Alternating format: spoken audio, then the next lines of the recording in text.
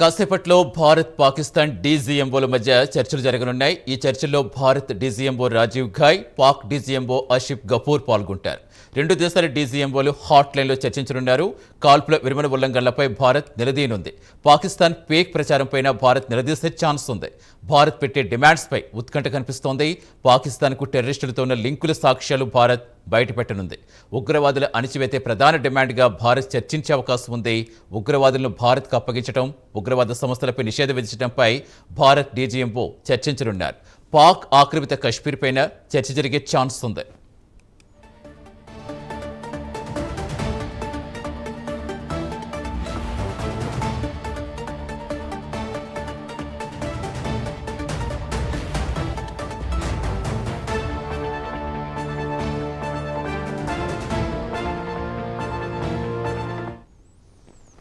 కాసేపట్లో భారత్ పాకిస్తాన్ డీజీఎంఓల మధ్య చర్చలు జరగనున్నాయి. ఈ చర్చల్లో భారత్ డీజీఎంఓ రాజీవ్ ఘాయ్, పాక్ డీజీఎంఓ ఆసిఫ్ గఫూర్ పాల్గొంటారు. పూర్తి సమాచారం ఇచ్చేందుకు మా కరెస్పాండెంట్ నాగేంద్ర జరుగుతున్నారు. నాగేంద్ర, ఇక 5 గంటలకి సమావేశం ప్రారంభం అవుతుందని ముందుగానే చెప్పారు. 12 o'clock అన్నారు, తర్వాత వాయిదా పడింది. సో ఇంకా ఏ అంశాలు ప్రధానంగా భారత్ చర్చించే అవకాశం కనిపిస్తోంది? Thank you Satish. ముఖ్యంగా దాదాపు 1 week పాటు అదేవిధంగా భారత్ పాకిస్తాన్ల మధ్య ఉద్రిక్త పరిస్థితులు నెలకొన్నటువంటి పరిస్థితిని కూడా మనం చూసాం. ప్రస్తుతం దానికి సంబంధించి కాల్పుల విరమణ తర్వాత డీజీఎంఓల చర్చలు జరగబోతున్నాయి. ముఖ్యంగా 2 దేశాలకు సంబంధించినటువంటి డీజీఎంఓలు మరి కాసేపట్లోనే భేటీ కాబోతున్నారు. దాంట్లో ప్రధానంగా భారత్ నుంచి డీజీఎంఓ రాజీవ్ ఘాయ్, అదేవిధంగా పాక్ నుంచి డీజీఎంఓగా ఉన్నటువంటి ఆసిఫ్ గఫూర్ చర్చలు జరపబోతున్నారు. దీంట్లో ప్రధానంగా హాట్ లైన్లో ప్రధానంగా ఈ 2 దేశాలకు సంబంధించినటువంటి అంశాలపైన, ప్రధానంగా ఉగ్రవాదులకు సంబంధించినటువంటి నిషేధం పైన ప్రధానంగా చర్చ జరిగేటటువంటి అవకాశం కనిపిస్తుంది. దాంట్లో ముఖ్యంగా ఉగ్రవాదులకు సంబంధించి పాకిస్తాన్ ముందు నుంచి కూడా పాకిస్తాన్లో కొమ్ము కాస్తూ వస్తుంది. ఉగ్రవాదులకి ఆసరా కల్పిస్తూ వస్తున్నటువంటి నేపథ్యంలో ప్రస్తుతం దానిపైన ప్రధానంగా చర్చ జరిగేటటువంటి అవకాశం కనిపిస్తుంది. దీంతోపాటు మరొకవైపు దాదాపు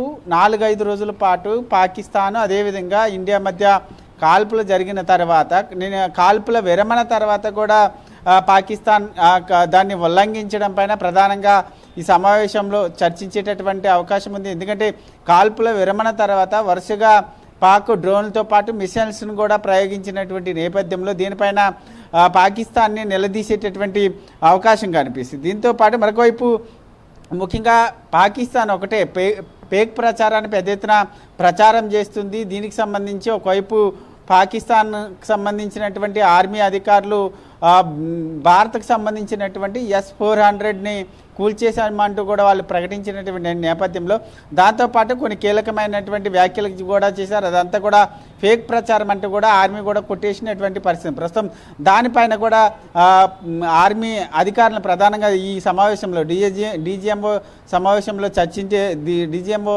సమావేశంలో నిలదీసేటటువంటి అవకాశం కనిపిస్తుంది. దీంతోపాటు మరొకవైపు పాకిస్తాన్లో ఉన్నటువంటి ఉగ్రవాదులకు సంబంధించి కొంత కీలకమైనటువంటి ఉగ్రవాదులు ఉన్నారు, వారిని అప్పగించాలనేటటువంటి డిమాండ్ను కూడా పాకిస్తాన్ ముందుంచేటటువంటి అవకాశం కనిపిస్తుంది. దీంతోపాటు మరొకవైపు పాకిస్తాన్కు టెర్రరిస్టులతో ఉన్నటువంటి లింకులకు సంబంధించి సాక్ష్యాలను ప్రధానంగా ఈ సమావేశంలో బయటపెట్టడంతో పాటు వాళ్ళని ముందు బయటపెట్టి ఆ ఉగ్రవాదులకు సంబంధించి ఎవరైతే భారత్ వాళ్ళని అప్పగించాలని కోరుతుందో వాళ్ళందరినీ కూడా భారత్కు అప్పగించాలనేటటువంటి డిమాండ్ ప్రధానంగా వచ్చేటటువంటి అవకాశం కనిపిస్తుంది.